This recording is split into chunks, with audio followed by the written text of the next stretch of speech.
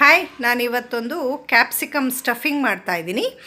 ಅದಕ್ಕಾಗಿ ಬಾಣಲೆಗೆ ಎಣ್ಣೆ ಹಾಕ್ಕೊಂಡು ಜೀರಿಗೆ, ಸಾಸಿವೆ, ಇಂಗು ಹಾಕ್ಕೊಳ್ತಾ ಇದ್ದೀನಿ.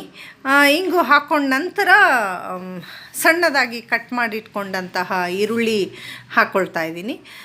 ಈರುಳ್ಳಿ ಸೇರಿಸಿದ ನಂತರ ಶುಂಠಿ ಪೇಸ್ಟ್ ಹಾಕ್ಕೊಳ್ತಾ ಇದ್ದೀನಿ. ಮತ್ತು 1 ಸ್ಪೂನಷ್ಟು ಸೋಂಪು ಕಾಳುಗಳನ್ನ ಹಾಕ್ಕೊಳ್ತಾ ಇದ್ದೀನಿ. ಉಪ್ಪು ಹಾಕ್ಕೊಳ್ತಿದ್ದೀನಿ. ನಂತರ ಅರಿಶಿಣದ ಪುಡಿ ಹಾಕ್ಕೊಳ್ತಾ ಇದ್ದೀನಿ.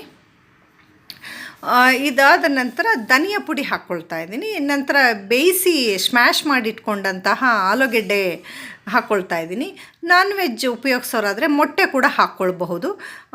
ನಂತರ ಈ ಸ್ಟಫಿಂಗ್ನ ಲೋ ಫ್ಲೇಮಲ್ಲಿ ಬೇಯಿಸ್ಕೊಂಡಾದಮೇಲೆ ಅರಿಶಿಣದ ಪುಡಿ ಮತ್ತು ಆಮ್ಚೂರ್ ಪೌಡರ್, ಜೀರಿಗೆ ಪೌಡರ್ ಸೇರಿಸ್ಕೊಂಡು 1 ಸ್ಪೂನಷ್ಟು ಕಸೂರಿ ಮೇಥಿ ಹಾಕ್ಬಿಟ್ಟು ಸಣ್ಣದಾಗಿ ಹೆಚ್ಚಿಟ್ಕೊಂಡಂತಹ ಕೊತ್ತಂಬರಿ ಸೊಪ್ಪು ಹಾಕ್ಬಿಟ್ಟು ಇದನ್ನು ಒಂದು ಪ್ಲೇಟಲ್ಲಿ ತೆಗೆದಿಟ್ಕೊಳ್ತೀನಿ. ಸ್ವಲ್ಪ ಬಿಸಿ ಕಮ್ಮಿ ಆಗಬೇಕಿದು ಸ್ಟಫಿಂಗ್ದು.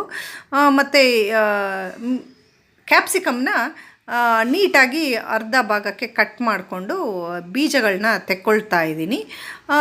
ಮತ್ತು ಆ ಸ್ಟಫಿಂಗ್ನ ಇದಕ್ಕೆ ಫಿಲ್ ಮಾಡಿಬಿಟ್ಟು ಮತ್ತು ಬಾಣಲೆಗೆ ಎಣ್ಣೆ ಹಾಕ್ಕೊಂಡು ಅದೆಲ್ಲ ಕ್ಯಾಪ್ಸಿಕಮ್ಸ್ ಎಲ್ಲ ಇಟ್ಬಿಟ್ಟು ಮೇಲೆ ಒಂದು ಪ್ಲೇಟ್ ಮುಚ್ಚಿಬಿಟ್ಟು ಲೋ ಫ್ಲೇಮಲ್ಲಿ ಬೇಯಿಸ್ಕೋಬೇಕು. ಮತ್ತು ಮಧ್ಯದಲ್ಲಿ ಟರ್ನ್ ಮಾಡ್ತಾ ಇರಬೇಕು.